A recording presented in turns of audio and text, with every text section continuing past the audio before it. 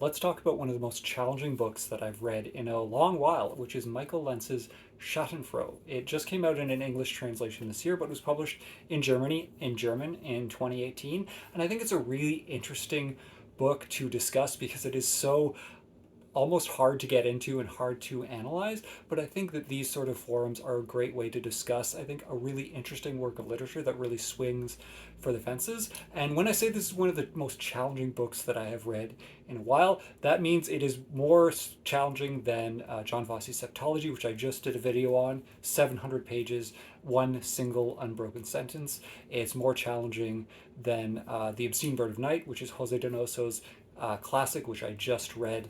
I think Schattenfroh is challenging in a really interesting way, so please join me as I try to break down exactly what makes it interesting and really what the book itself is about, because it is about a lot of things it contains, a lot of themes and subjects and history, but I think overall you can try to tease out what it's about. So I'm going to go into the structure, some of the themes, how it all sort of interacts, some of the references, and what I think the overall book is about. So if you have read this, please comment below. I know this just came out and it is a 1001 page book without any chapters, with only a few page breaks, but I think if you have read it, I'd be really open to your interpretations. I've read quite a few reviews of it, but I think everyone can sort of get their own themes and meanings out of it, and I'm really interested in opening a discussion because I haven't seen a lot of discussion of the book here in English. So let's get into it. As always, if you like this sort of content, like and subscribe. I'm almost at 3,000 subscribers, which is kind of wild, even though the video views sort of ebb and flow with however it goes. But this is a really interesting book that I really hope you try to pick up if you're interested in a really significant reading challenge.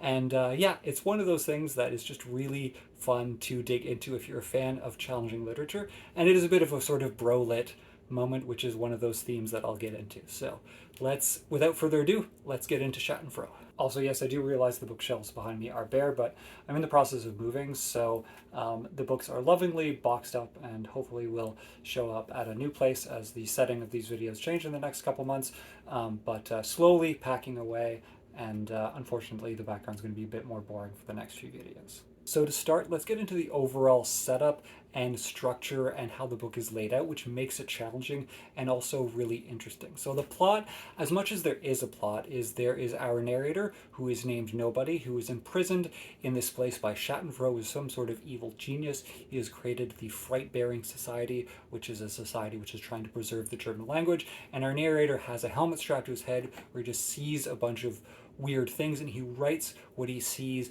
onto this ever-shifting tablet, which ebbs and flows and erases, and it becomes almost a palimpsest of meaning where you can just dig through history. And the book itself is structured as a palimpsest where it flows through centuries of German history, mixed with this surreal, almost personal narrative of our narrator, Nobody, and all of these weird themes, which we'll get into later. But the book itself flows between centuries very smoothly. There isn't really any huge gaps because it will just shift between perspectives and timelines very easily, and that sort of flow means the book actually moves relatively quickly for a 1001 page book. In addition to these timelines shifting, we also have a shifting of perspectives and of characters. So if you've read Jose Donoso's The Obscene Bird of Night, which is another almost surrealist, nightmarish masterpiece, which I would compare this a bit to in that it's trying to grapple with a whole nation's history through an interesting perspective. I would also say Marcia Cartarescu's Solenoid or Carlos Fuentes' Terra Nostra are also things that are in this sort of genre, which are very surreal, nightmarish images taking on centuries of history with usually a lot of religion, which we'll get into when we get into the themes. But this book shifts perspectives, much like in Donoso's book, where our narrator takes on different roles. So sometimes he is Nobody in prison, sometimes he goes on these adventures, sometimes he sees himself as Jesus Christ crucified, sometimes he sees himself as the leader of a rebellion of peasants during Luther's time, where Luther sided with the nobles. Sometimes he sees himself as the son of a mother in Freudian themes. Sometimes he sees himself as the caretaker of his father who's stuck in an old folks home. And those perspectives of the mother and the father also shift throughout the narrative. So in addition to covering all of this history, we cover a whole different range of perspectives where everything sort of shifts and changes. And I think that makes the novel quite a bit more difficult than you're used to with a more static perspective. And all this shifting, all this change is also reflected in the typography of the novel, which contains a 70-page section, which is all in handwriting, which is the 3,000 names and ages of people who were killed during an Allied bombing in World War II. There's an entire page which is completely black. There's an entire blank page. There's a page which is an excerpt from Don Quixote. There is a page which is only in that sort of Gothic German text, and so everything shifts and changes. There's also really large Greek symbols, extracts from the Voynich manuscript, and so invented languages. Everything sort of shifts, and it just chose this perspective of trying to capture everything, not only through capturing different times, different perspectives, but using all of the abilities of written languages to try to capture this meaning. I think all of that shifting really makes this a difficult novel to hold on to, but it covers the Kabbalah, it covers the New Testament, it covers all of the different wars, the Crusades, the Peasants' Revolt. It shows World War II and the bombings, of course, as well as denazification, as well as personal histories. And you've got a lot of references to art, particularly Hieronymus Bosch. But everything is just contained. You could probably fill an entire 1,000-page book just with the references of this novel. And so all of those structures, again, that at least provides some sort of foundation to hold on to, because you know that as this book whole shifts, there are these facts and all of this real history within it. And I think that grounds a bit of the book, and you can begin to see Lentz's project in this whole ever-shifting, almost quicksand-like construction. Let's get into overall, how does all of this shifting and perspective go into the themes? As far as themes, what doesn't this book cover? But I think one of the largest ones is, of course, religion. There's a lot of references to Lucifer, to the Hieronymus Bosch depictions of Lucifer, as well as the Passion of the Christ, and that sort of violence and overall structure in that. There's also a whole lot of violence of war. You have references to the Crusade, the Peasants' Revolution, which I've mentioned, also World War II. You also have a lot of references to how humanity constructs its society. So you have references a lot to government, where this father figure, which is dying in an old folks' home, is also the head of a sort of government where he sends written missives off everywhere. He also potentially is Lucifer. And you have references to a lot of architecture, where the narrator travels to an old fort where he's forced to build these fortifications to defend it. You also have a whole disquisition on this whole building construction, where you have a guy who rambles on so much that the book actually splits into two columns, where everyone starts commenting on how boring this man is until it actually fades away into a smaller and smaller text. Of course, you have references to writing, and writing becomes a big theme of this, as well as how the narrator is trying to capture all this in his own Schattenfroh text. You also have references to the book itself, where it will reference page numbers in the past, as well as page numbers that you're going to get to, and some of the subjects that it will treat, as well as the way that humanity organizes things, where you have this government father figure creating these written documents with structured society. And that begins to be able to tease out what the book itself is trying to do, because the book will itself reference so many things. In addition to all of the references of Bosch, you also have references to one of the first German modern novels, Michael Kohlhaas, I think it's called. And so you get a sense of what Lentz is trying to do in those references, because he's trying to encapsulate so much of our work to try to capture something that is so uncapturable, which is the entirety of the human experience. And that becomes an interesting theme too, because in addition to all of the references to itself, there's a lot of repetition, where whole passages will be repeated, including at the beginning of the end, in sort of a Finnegan's Wake, almost looping cycle of trying to go over the same things over and over, or whether it's just a sentence that repeats or a paragraph that repeats at a beginning and an end. It really just sort of goes into our attempts at trying to understand things, and the imperfection, and also the palimpsest that the narrator himself is writing, the different lives that we live. And so all of that sort of flows together. And I think the most interesting thing that Lentz does is, in all of this historical perspective, it shows this very Freudian perspective of this mother character, where there's a bit, she's really the only female character, which I think terms this a bit of a bro-lit novel. And I think some of these are larger books that I have talked about, whether it's Solenoid, Terra Nostra, or The Obscene Bird of Night have that sort of very male-centric perspective. There's a lot less sexual violence in this book, which is quite nice actually, and interesting for a book that's trying to take on so much. But a lot of the violence is mostly around actually medieval torture, whether it's the crucifixion or torture of other people. A lot of that becomes part of the narrative, and I think that is an interesting way that Lentz does things, as well as create this personal perspective of this narrator interacting with his mother, interacting with his father, who is both this tyrant as well as this fragile old man, and blending the historical and personal as his narrator flits through the lives.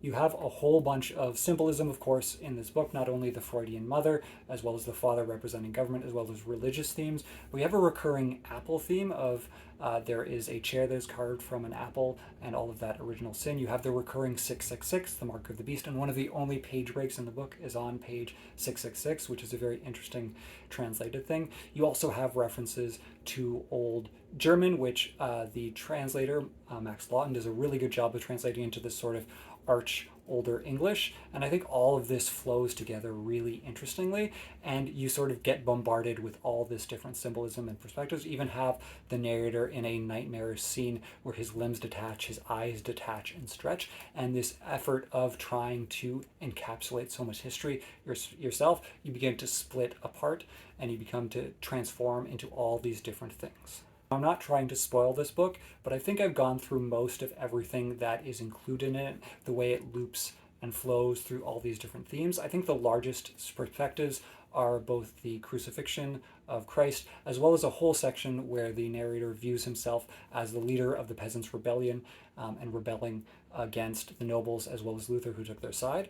And all of that, what does it all mean at the end? And I think I'm going to go into my last section, which is the interpretation of this, which could be completely wrong, but it's what I got out of this book, and I'd be really interested in your takes as well.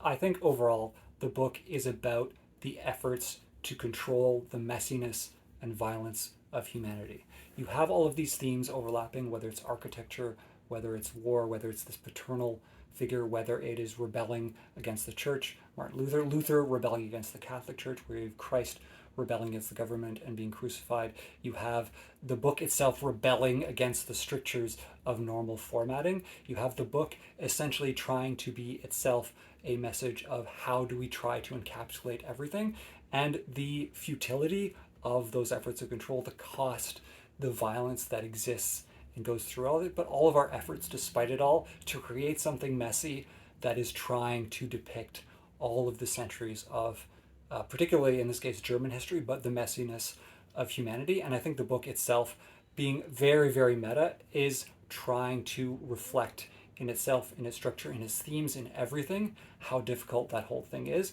but nevertheless the necessity and the beauty and nightmarish quality and surreality of getting all of that into a single 1001 page book. Overall, what I liked most about this book is that it is quite playful. It doesn't take itself too seriously. There's a lot of references to itself, as well as just playful things where, as I said, that architectural reference where it starts to make fun of itself and then peters out.